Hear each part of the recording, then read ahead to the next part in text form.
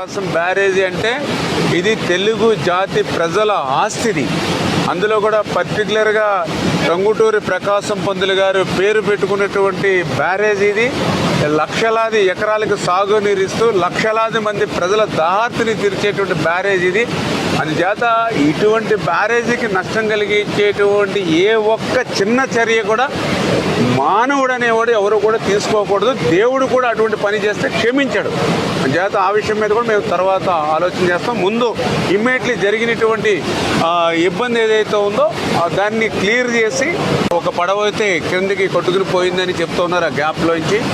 మిగిలింది కూడా ఏంటనేది కూడా మనం ఎంక్వైరీ చేసుకుని దాన్ని కూడా పడవలను తీయడానికి కూడా ఏజెన్సీని కూడా ప్రమోట్ చేసుకుని ఇప్పుడు ఆల్రెడీ 11,40,000 క్యూసెక్ల వరకు కూడా ఇప్పుడు వాటర్ ఫ్లో ఉంది. కాబట్టి రేపటికి కొంచెం తగ్గుముఖం పడుతుంది, ఎల్లుండికి ఇంకా తగ్గుముఖం పడుతుంది అనేది మాకు ఉన్నటువంటి ఫోర్కాస్ట్ ద్వారా అంచనా ఉంది.